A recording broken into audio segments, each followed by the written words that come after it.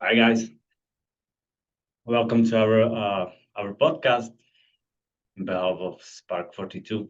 This will be fun. Yeah, I see a couple guys already online. All right, so we'll go through exfiltration before encryption. You know, this scenario when the ransomware is about to happen.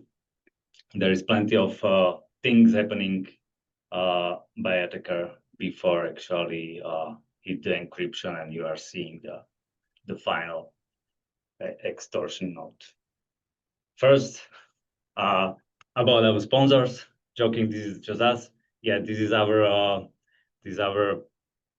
team, Spark 42. What we are doing actually, and what's our background really quickly.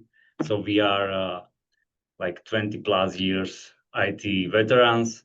Like 5 years ago, we decided to move to security, to IT security, and a year ago we decided to start a company, helping businesses to safeguard their defenses in the IT realm through offensive testing. Yeah, because what I really believe is that the only thing what will make CEO change his mind is the video of printing and listing his emails unauthorized. Yeah.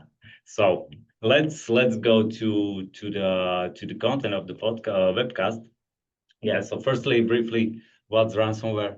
So that's mandatory, right, to really understand. Then, yeah, how the operators who are doing these ransom campaigns, how they operate, how they behave in the environment. Well, indicators we can see. Yeah, we will be focusing on the network. All right. So what's the ransomware?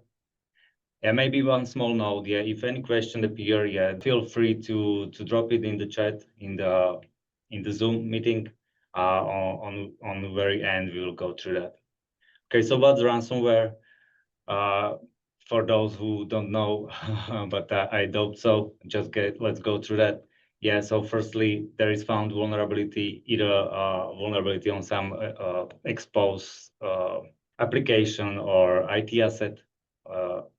Or shoot to some spear phishing to employee with high privilege access, getting access to that network through that. Then what he basically is, or currently there is this the most common is this double extortion, where beside encryption of the data, they are copying everything what they manage to, taking and doing this double extortion. Yeah. So firstly, do you want to enable your business again? Pay us more because we can also do some leak the data, the exfiltrate. Yeah. So that's pretty powerful, and I think this is the future of how this will go. And yeah, who knows what else hackers will come with. So that's about the ransom. Yeah. How such a common ransomware attack looks like. This is a bit more in detail. Yeah. So the initial access. So spear phishing is the most popular, or just phishing. User execute something, and the binary start to beginning to communicate with the command and control. So that's hacker infrastructure. Getting a queue of instructions what to do next. Obviously, discovering the network, doing the recon, finding surrounding, understanding what network it is, and spreading across, pushing up his capabilities, what he can do, trying obviously to reach the super admin and Active Directory admin. Yeah, then as he's managing to spread across the environment, yeah, that's pre-escalation and lateral movement. he's managing to exfiltrate. We'll look at it a bit deeper, and of course, impact mean ransomware node and panic on the CEO board. Let's move a bit into detail and talk about what is this webcast about. As you see on the left side, there is this a bit enhanced tree, just to demonstrate how things can be, how much it can be complex. This is quite common ransomware group, how they operate and what TTPs they're using. Before, so in our scenario, what we'll cover, what happened before, there was a successful, let's say, phishing attempt. There were stolen credentials. Something was exploited. Privileges were escalated. And in in that red rectangle, we are already in the phase when the malware or the toolset of that hacker group is already trying to find their command and control through the DNS Burst, as we will see later on, beaconing to C2, trying to download something from their hacker infrastructure to like some toolset for encryption and so on, and exfiltration to data. After the what we will be looking at, just for complete picture. So of course, data is exfiltrated. The further lateral movement is most probably to happen, and encryption, and you are getting the ransom demands. So let's go to that. Firstly, what we will be showcasing is the on the lab we set up, where we are having just 3 parts of so when the biggest star here will be the SIEM, and in our case Security Onion 2.4. We are having the victim host, that's Debian Linux, and we got set up some remote hacker infrastructure, really basic, just enough for demonstrate how it behaves. Just disclaimer: all traffic what we are analyzing is not encrypted. So there is chance to spot and to spot this behavior in encrypted traffic, but for sake of this webcast, we are plain text. So firstly, DNS Burst. That's this is the step when that binary or that tool which some spearfish victim run try to find out the C2 command and control environment and the infrastructure. And the way how this is happening is to make it harder to detect. So on the malware side, the tool is generating based on some pattern the domains and shooting DNS requests a lot, looking for any which is translated successfully. And if it is translated, it means that that's the C2 infrastructure, and he will follow on that further and try to beacon to that. So what we are looking now is the script running quite load of such a request based on some generation pattern on right down, and on the right top there is the Security Onion alerts already shooting. So it's obvious to that this is called the domain generation algorithm. So DGA. There are some hits. What we are supposed to focus in this case is to observe these alerts, eating in emerging threats. That's the default set of rules which are being set up in the security only on installation. So yeah, as you see, we're looking for the alerts. Just couple occurrences. If you want to go down a bit, we can look on the source IP, which is single one.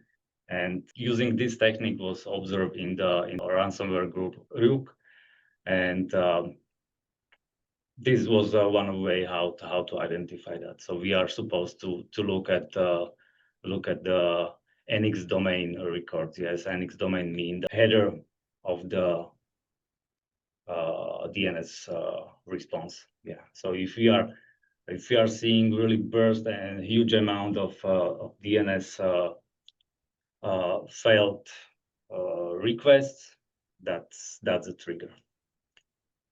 So that's about DNS burst. This is the way how the hackers can find out their C2 infrastructure. Next thing is the beaconing, which is equally interesting, at least for me, where once this is identified, this infrastructure, the tool set is trying to beacon. Yeah, beacon mean like tool is saying, yes, we are alive. We want to communicate. We are ready to continue, ready to spread across, ready to discover the internal network. We are running here as demonstrating the common behavior of such a tactic, just shooting the HTTP requests to those successfully translated domains, and what we are seeing here, couple more different user agents. And on the security onion, on the alerting side, we are seeing that actually there are some hits. Yeah, so he complains that there is this Go HTTP client outbound, but as an alert, he see the user agents Go. Yeah, so that's kind of red flag. So if we want to really go deeper and dive to that, these are the alerts. We want to dive in the security on SIEM, where we are observing this and seeing the source is just one IP address or just couple, and of course various user agents being observed. So this is for the analyst to look at. That's about beaconing. Let's look on the staging. Yeah, staging, what does is just once the beaconing was successful, and there is a connection with the C2, the tool set is trying to download some more tools, like for scanning, for exploiting, for encryption. So he's trying to download the files. That's basically it. Yeah. So what we were testing is the just some executable. As you see, the SIEM really quickly captured that, and that's quite alert. Downloading Mimikatz, Cobalt Strike, and so on. Just keep in mind, now we are looking at the unencrypted traffic, so that's quite key. And then, yeah, seeing that it's coming just from one or just couple IP addresses. Next one, this is the data exfiltration over DNS. Yeah, this is my favorite technique. It's a bit slow, but seems that it's still popular among the hacking groups. Yeah, as you will see, there will be not much hits on the alert side. We will need to go deeper. So what it does is taking the data, which is supposed to be exfiltrated, and it's packaging it up, maybe doing some encryption to not be easily decrypted, and shooting it as a DNS request to some DNS server who is yeah, either somehow routing it somewhere, or it's just some gateway, or it's their own DNS server who is on its side. It's just composing it together into the data. Yeah, so it's called the DNS exfiltration. They are using really full length possible of the, based on the standard of DNS, how long can be the actual domain, how many can be subdomains. Again, as I said, it's not much visible unless you have some more advanced detections.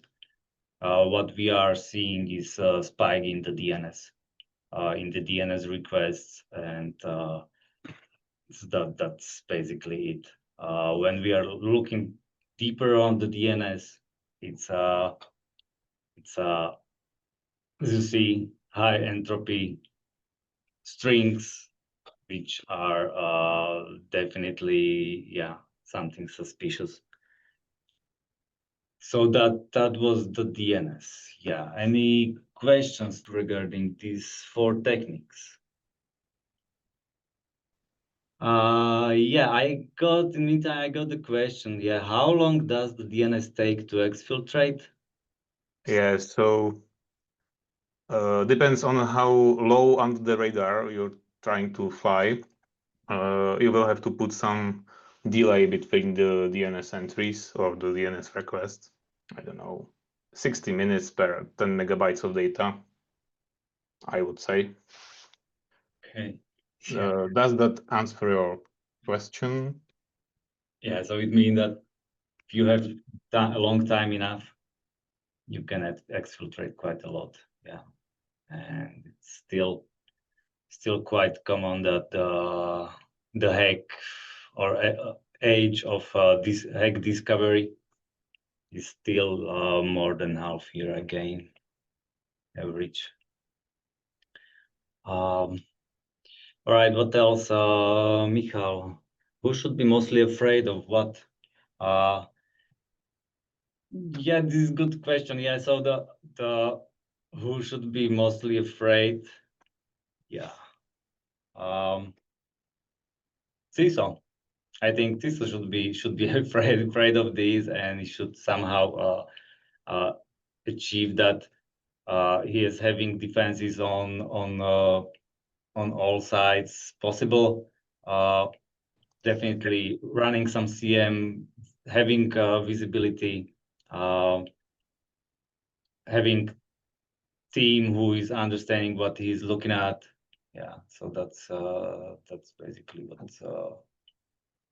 Yeah, I would say that it's very on spot to do some purple or red teaming, because it's nice to have a blue team who monitors the infrastructure with SIEM, but unless someone really tries it through, then it's really hard to say that it's really working fine. Yeah, so for us, it's as we are focusing on the offensive side, this blue part or the purple part is really crucial. If we are speaking of some penetration testing or red teaming, red teaming only makes sense when there is already something like this on place. Yeah, so some detection, anything. Yeah, so whether there is some people team or even somehow outsourced the visibility and monitoring, then makes sense the red teaming, and otherwise the better is to pen test. Do we have some other questions? No. So let's go quickly on the last part, where I would like to present you our cybersecurity programs. So what we are having is the three trainings. One is called the human resiliency, and that's about the really entry level. There are no technical much requirements. The focus is on the administrative stuff, and of course people who are supposed to, or who need to work with the IT and need to know how they defend the customer data and their own. As you can see, some cybersecurity basics, advanced social engineering, corporate security. Yeah, so kind of big into that, and of course personal security resilience, which is I think that the most valuable for in general. Yeah, so how to defend my device, encryption, VPN, and so on. So that's the human resiliency. Then we are running the cyber practitioner. Part of that we were seeing now, but here we are having it more interactive, sharing the lab, and this is 6 times 3 hours. Yeah, there is a lot of theory, but also labs. We got a question about, well, we are doing this remote, as it seems to be the biggest or the most popular so far, and the language is English. But we can, of course, if it's a request for having it Slovak, why not? So this is the cyber practitioner. And the third one, that's pretty advanced, and it's called purple teaming across cyber kill chain. And here we are really going quite deep. This is the longest one and the most extensive. 10 times 3 hours plus expected some daily homework and access to labs with that. So we are going through that cyber kill chain and doing this red versus blue. So attacking, monitoring, responding, seeing how we can protect. Going through all those stages: reconnaissance and weaponization, delivery, exploitation, installation, and command control. Yeah, and then there is some final challenge, which is definitely really big fun. Yeah, and this is targeting the people already in the security, trying to push their knowledge broader and have a fun, yeah, with the fellows. So that's basically it. Thank you for watching. Yeah, happy to answer a question. Feel free to shoot questions afterwards. Oh, there is a question from Michal about the price. Yeah, the price, I can send it to you. We are having it published on our partner for trainings. I can drop it in the chat right now. And for the second part of the question, if we do private group trainings on customer premises, I think it's possible. It's not completely excluded. It's not our primary focus, but if the group is large enough, I think it's doable. Yes, definitely. We can change this and adapt. So here I dropped the link to our training partner, through which we are providing this. So there you can see the pricing. Yeah, I think it's pretty competitive.